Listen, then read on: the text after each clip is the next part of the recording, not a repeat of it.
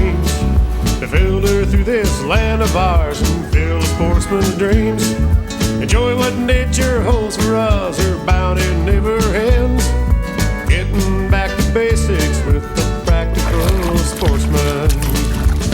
It's always an adventure, no matter where we go. From a favorite hunting spot to the hottest fishing hole. Outdoor life we all can share with family and friends. We'll do it all together with a practical sportsman. We'll do it all together with a practical sportsman.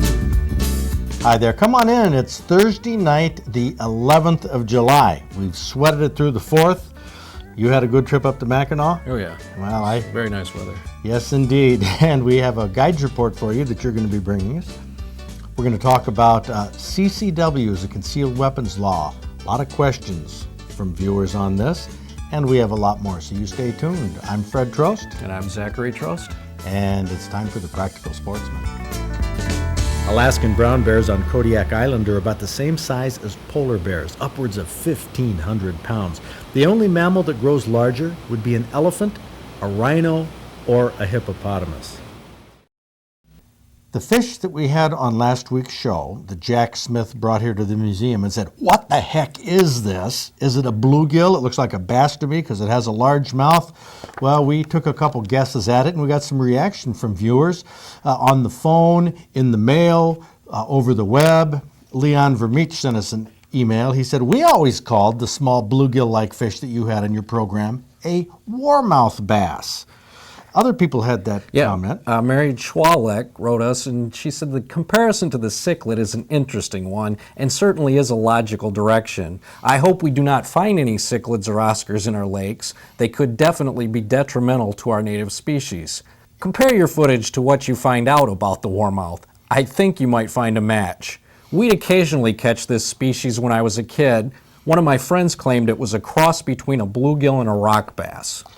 Well, Mary and Leon both had suggestions for websites, which here's a little rundown of our checking of various species on the web. Vermont had a website, the warmouth, but it said the characteristics were a large mouth, a large eye, dark stripes on the cheek, which Jack Smith's fish didn't have, and mottling on the body. So I don't think it was a warmouth. No, and a website in Florida also had a warmouth.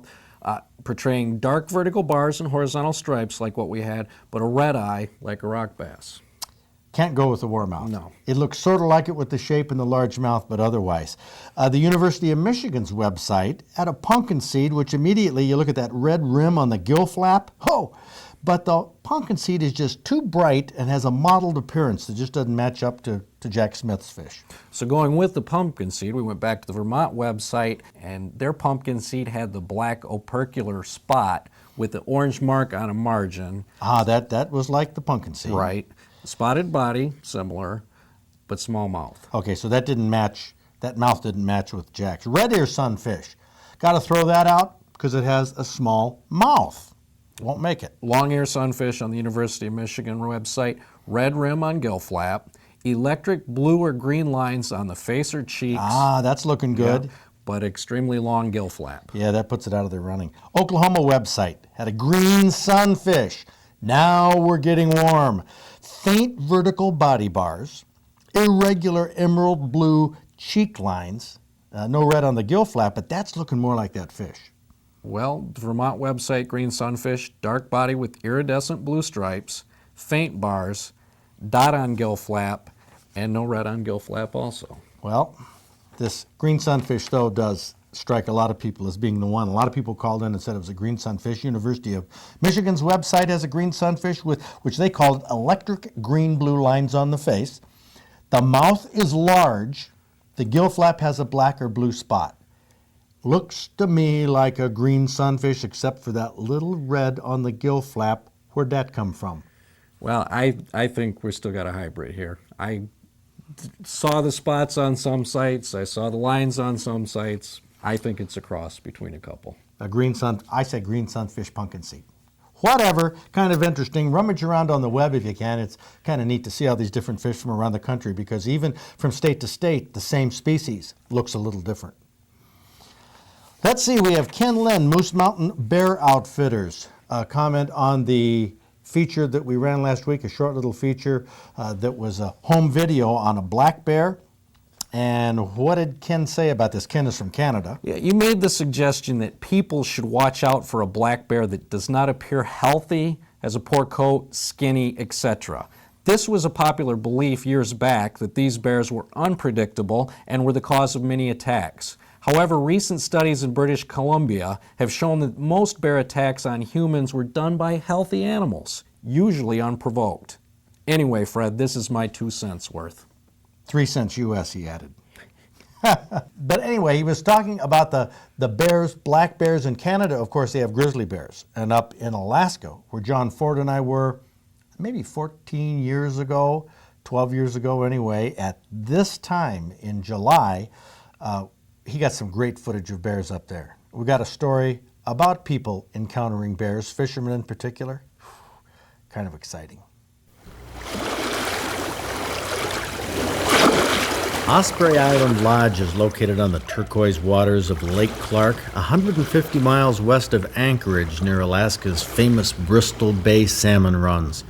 During the month of July, the Alaskan brown bears feed on the migrating salmon that swim up the shallow rivers and creeks to spawn. Now, anglers often encounter the big brown bears. This smaller one a few minutes earlier tried to take some fish from our outfitter, Gary Pogany, who had flown upriver in his float plane. Just before you came around the corner, I came back because I lost my lure, and the bear was already on the fishing tackle and the bag with the fish in it.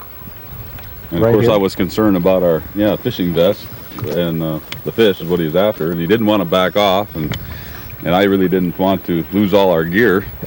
So How it far was away sort of a was he? standoff. We got within about 20 yards of each other, pretty close. I finally pushed a little bit forward, and he decided to go the other way. He walked off slowly, then turned around and came back a little bit. Were you nervous? Actually, I was. I didn't have any firearm or anything. And it's hard to swim with hip boots on. Yeah. So it is a little scary even to you who see bear a lot. Absolutely. You never know what they're going to do, especially the young ones. The bigger ones are pretty predictable. They usually run off, but the small ones are hungry, and food becomes a priority. Gary Pogany has a cautious attitude towards Alaskan brown bears, and he shares it with his fishermen customers by flying every fishing party into the famous Brooks River at Katmai National Park for a few hours of bear watching. The salmon don't have an easy time jumping waterfalls, so they congregate in the pools below. The bears have learned this long ago, so every July, brown bears convene on the brooks, as well as other rivers throughout the Alaskan coastal regions. Some bears are very adept at catching salmon, and some aren't. It seems to be an innate ability that either a bear has it or it doesn't. Some chase the salmon, some stand and watch before making a move, some stand in the pools and wait for salmon to swim by their feet. The bears we're watching are called Alaskan brown bears. They're actually grizzlies that live near the coastal areas and during the summer feed on fish. That's the main distinction between a brown bear and a grizzly. The brown bear is larger, probably because of its fish diet that is abundant and widespread in Alaskan rivers in the summer. Now, don't confuse these bears with teddy bears. Teddy bears don't move. These bears do, and they're extremely hostile towards one another. Bears of all species are solitary critters except for mating season. Otherwise, they're independent. And with brown bears, the only time they come together other than mating is during the salmon runs, and a mysterious truce is observed by most bears at this time. It's not a total truce. It's a tolerance during the salmon runs as long as other bears keep their distance. There's a distinct hierarchy of brown bear dominance. At the top of the ladder are the big males, the ones who do the mating, and size is the main factor. Second on the ladder is the sow bear, a female with cubs. A female with larger, older cubs takes precedent over a female with smaller cubs. It's obvious here that the bigger bear is driving the smaller one away. Then when an even larger bear, undoubtedly a big male, steps into the river, the second bear backs down. That's the pecking order. And the third on the ladder is a group of siblings, young bears that are weaned but still stick together. As a group, they have more clout than the lowest on the pecking order, the single, unattached males and females that aren't particularly large. These solitary bears take a beating from the rest of the bear world. Some of the big dominant males have particular pools they use for salmon fishing, and they use these same pools year after year, and all the other bears know it, stepping aside when the dominant bruin appears. Competition for fishing territory and a violation of distance, just getting too close, are two main reasons for bear fights at this time of year. And anytime two strange bears meet each other for the first time, a fight usually breaks out to establish dominance. This posturing happens constantly among bears, and they mean business. A few years ago, from this very viewing platform, horrified tourists watched a big boar bear chase and catch a cub, kill it, and start to eat it. Not exactly what these tourists came to photograph, but that's life in the world of bears, and it's rough.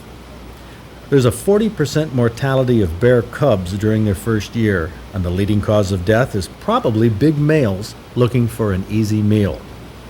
Alaskan brown bears on Kodiak Island are about the same size as polar bears, upwards of 1,500 pounds.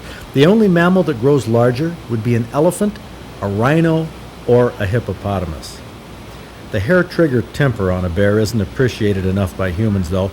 Too many people think of bears as teddy bears, cute and cuddly. Well, here we are fishing many miles from the Brooks River. A relatively small Alaskan brown bear made a beeline for a group of anglers that were fishing and catching salmon right here a few moments before. I was reeling in a beautiful rainbow trout at the time, but that bear was interested in looking for salmon that those terrified anglers left behind, and sure enough, he found one. So why did these fishermen run for their float plane? Because no one can be sure when a bear will chase a human the way they chase each other. An old Alaskan guide once said, "If you know what a bear is going to do next, then you know more than it does." Remember that, please. I'll be there for a while. Zach will be there, and hope to see you there or just see you outdoors, because it's a great place to be. See you next week.